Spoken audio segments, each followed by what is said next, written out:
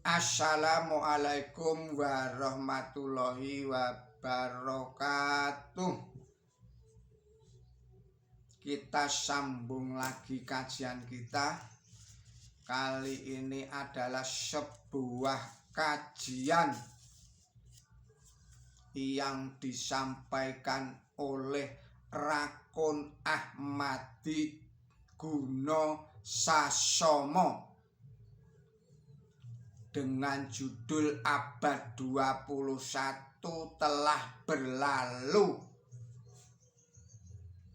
Allah, saudara-saudara, para pemirsa Kereweng Aji yang berbahagia, Assalamualaikum warahmatullahi wabarakatuh. Bismillahirrahmanirrahim. Allah berfirman di dalam surat Al-Asr, yaitu surat nomor 103 ayat 1 sampai dengan ayat 3. Bismillahirrahmanirrahim. Demi waktu, sesungguhnya manusia itu menderita rugi kecuali orang-orang yang beriman dan berbuat kebaikan dan saling memberi nasihat dalam kebenaran dan saling memberi nasihat tentang kesabaran.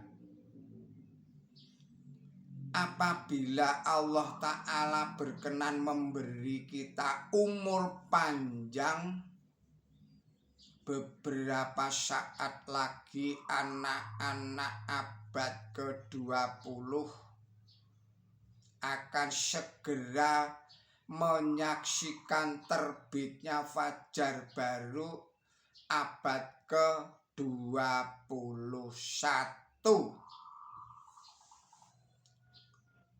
Bagi kita, kapanpun terjadinya pergeseran waktu sudah dapat memprediksi bahwa akan ada dua kelompok manusia. Dua kelompok manusia, yaitu orang-orang yang beruntung mencapai falah, mencapai sukses, dan kelompok orang-orang yang menderita rugi. Iman, amal soleh, saling memberi nasihat tentang kebenaran dan kesabaran adalah syarat. Dengan itu sukses bisa dicapai.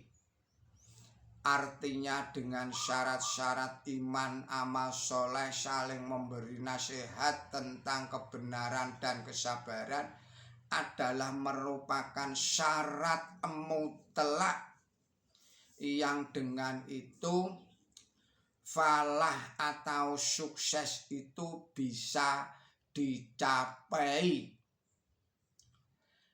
Bagaimana kita menghadapi fajar baru abad ke-21 nanti?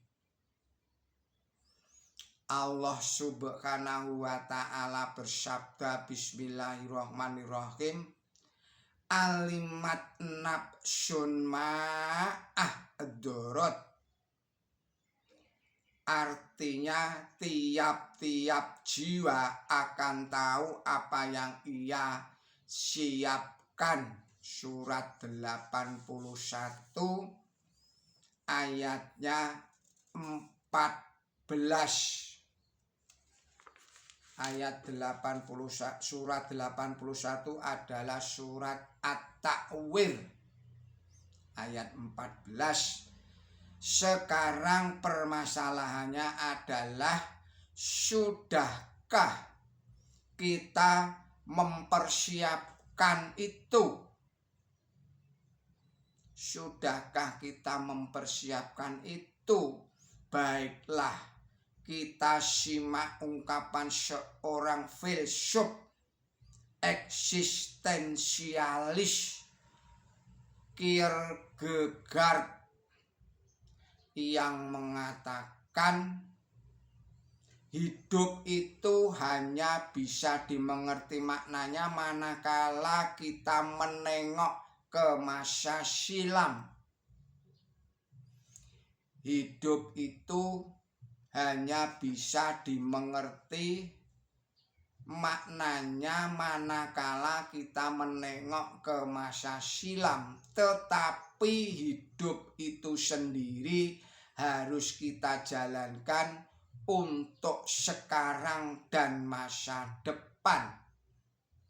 Untuk itu marilah kita mencoba menengok ke masa silam dengan mengawinkan atau memadukan antara visi kesejarahan atau historis vision dan visi nubuatan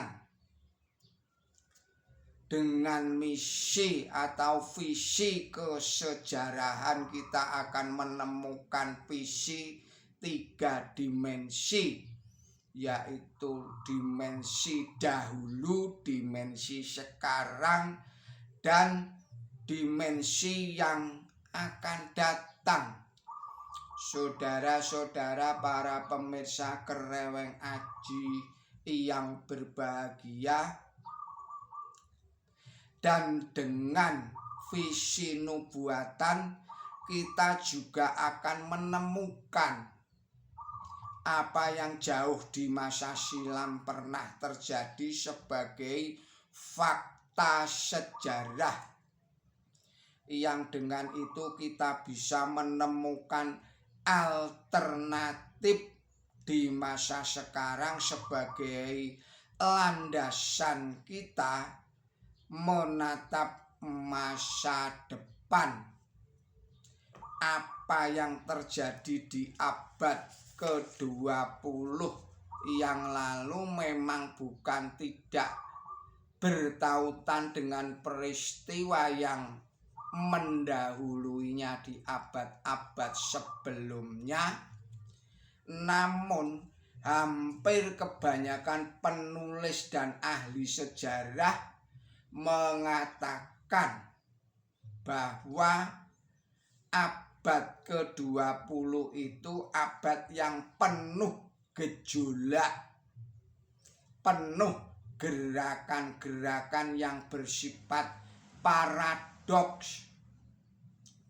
Seorang filsuf Inggris, Bertrand Russell, pernah mengatakan bahwa di abad ke-20 umat manusia atau dunia itu terbagi menjadi 2 bagian, yakni kelompok negara-negara barat, biasa disebut sebagai blok barat, yang berarti di atas landasan falsafah hidup yang diilhami oleh Declaration of Independence dari Thomas Jefferson, dan kelompok negara-negara yang berdiri di atas falsafah materialisme dari manifesto komunis atau biasa disebut sebagai blok timur. Dari 2 kubu ini setelah Perang Dunia Kedua berakhir mulai bersaing tajam, saling intai mengintai dan lain-lain sebagainya. Orang mengatakan sebagai perang dingin. Di dalam kurun waktu setelah Perang Dunia yang Kedua itulah seolah-olah angkasa memerah, lir hangemu dahono. Angkasa memerah, lir ngemu hangemu dahono. Artinya seperti terdapat bara api di luar kedua kubu yang saling intai mengintai itu, justru lahir kekuatan dunia yang ketiga. Kekuatan dunia yang ketiga yang bangkit dari cengkeramannya penindasan oleh kolonialisme dan imperialisme blok barat, yaitu negara-negara nasional di kawasan Asia, Afrika, dan Amerika Latin. Dan mereka tidak menjadi pendukung kedua blok tadi itu. Kekuatan negara ketiga ini yang sekarang terkenal dengan istilah dan dinamakan sebagai kelompok negara-negara non-blok. Kalau kita lihat ciri-ciri yang ada pada abad ke-20 ini, antara lain yang pertama kebangkitan negara-negara sosialis, yang kedua gelombang besar di negara-negara Asia, Afrika, dan Amerika Latin, yang ketiga terbentuknya atau terbukanya rahasia ruang angkasa di babak kedua abad ini. Yang keempat, kemajuan ilmu dan teknologi yang nampak pada bidang persenjataan dan peperangan. Yang kelima, lahirnya lembaga penyatuan bangsa-bangsa baik tingkat regional maupun yang bersifat internasional. Saudara-saudara para pemirsa Kreweng Aji Channel yang berbahagia, kita cukupkan sekian dahulu video ini dan kita sambung lagi pada video yang berikutnya. Mohon maaf atas segala kesalahan dan kekilapan saya di dalam menyampaikan risalah ini. Billahi taufik wal hidayah. Ihdinas siratal mustaqim. Wassalamualaikum warahmatullahi wabarakatuh.